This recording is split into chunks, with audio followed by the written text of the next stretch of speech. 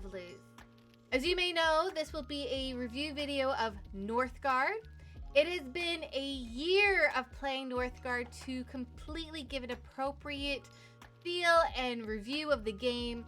I am Volpinx, aka Game Ripper. I play fantasy, adventure, RPGs, strategy, and other genre of whimsical games. Northgard is the first game to start off my channel. Northgard was released February 22nd, 2017. Developers is Shiro Games. Platforms you can play this on is Android, iOS, Nintendo Switch, PlayStation 4, Xbox One, and PC.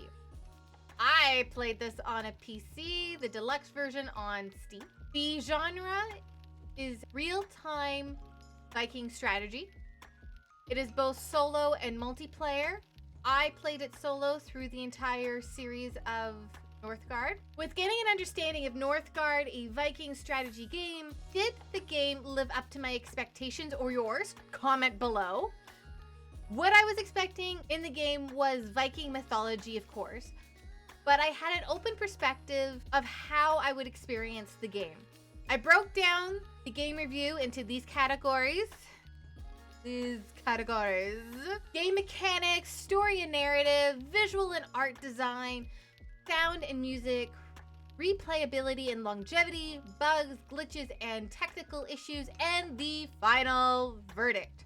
I will give out a score of 5 per section and a total in the final verdict. Start us off, we have the gameplay and mechanics.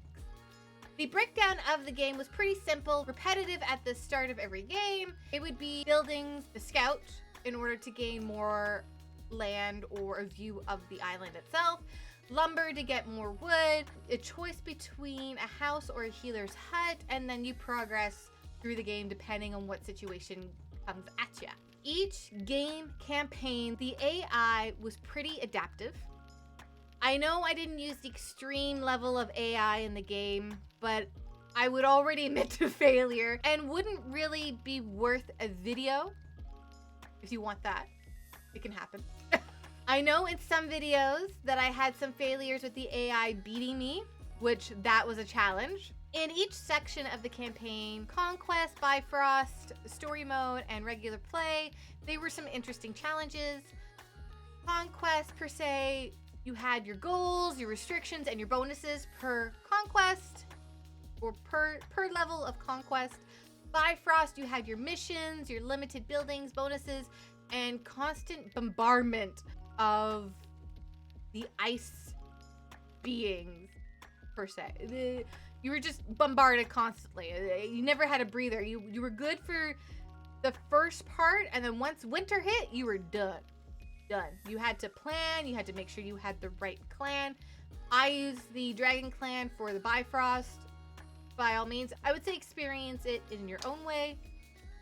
The story mode and gameplay, which had a different focus on what they brought to the table. Story and narrative. The only 2 stories that came with Northgard was Rig Saga and Cross of Vidar. Rig Saga, which is a original story of the game. The pacing of the story was consistent, was able to experience some of the basic clans. There were some conflicts that gave it plots, objectives to complete, and more. It had more motion. Cross of Vidar was a downloadable content, and it was separate from the original game itself. You would have to buy it in order to play it, but you need the original game to play it. I felt there were some inconsistencies. Pacing wasn't as steady as Rig Saga, not as emotional. Didn't quite understand the plot for the second command. They didn't have use to the second command or incorporated in the story. Between the 2 stories, the voices had changed, but that could just be in actors or some underlining issues. I'm not going to rate it on that or knock a rate. The stories were pretty directive on where it was going. There wasn't options to choose, but it was a strategy-based game and pretty linear. Visual and art design. When I started the channel, the designs weren't as visual as the game is now. Shiro games always have updates through Steam. I don't know what it's like on other platforms, but as I continue experiencing the game, the graphics, resolution, and frame rate were amazing. The creation part of the game was pretty basic and easily understandable. The maps themselves were easy to manipulate, easy to remove and add. There was never a problem in the creation mode of Northgard. It was manageable, and you can create an island to your liking. Sound and music. From the start of the game and progressing further, the music got better. I know in my time lapse I had replaced it with other music that I had incorporated, but in the Rig Saga, the music was different from the Cross of Vidar. Yes, it was obvious that Cross of Vidar was a downloadable content. Regular play and Conquest, the music was similar, but Bifrost, especially the second video, which was Niflheim, the way they added that twinkling music felt like I was under the sea. I felt like I was under the sea when finding islands to escape on Bifrost. Replayability and longevity. Whew. Shiro Games has kept revigorating the game over the years. Since its release in 2017, and it's 2025 now, says a lot about the developer. Patch updates, new clans, new campaigns or multiplayer scenarios. I haven't been successful with multiplayer, but I'm not going to let that affect the rating. The cost of the deluxe out of my pocket was $100 Canadian with tax. The extra, so the downloadable content, the extra clans, was a total of $46, an extra $46 with tax. The total came to $146 with tax, and I'm at 62 videos, which is $2 per video. The cost of the game, I would think, is reasonable as the developer keeps updating the game and adding more playable features, bugs, glitches, and technical issues. When I had first begun playing Northgard, there was a couple of videos that showed glitches, but since then I hadn't experienced other glitches. There was also some inconsistencies with spelling or grammar issues that just hurt my brain just reading it out loud. If you could find one of those, comment below. I would love to hear that.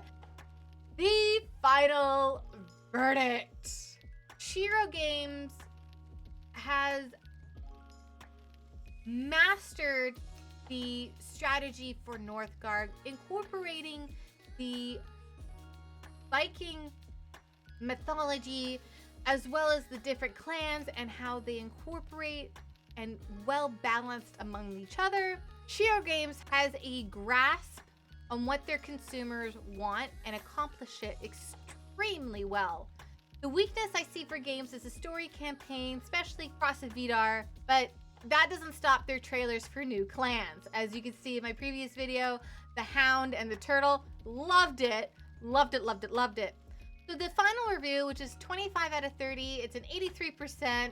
It's in the top ranks of games to play whenever you're looking for something to kill time, it's on a rainy day, or something to enjoy working your brain and figuring out new solutions and how to conquer certain scenarios. Comment below if you want to see more Northgard videos here and there, but going forward, I will be going on to the next game, the Dragon Age series.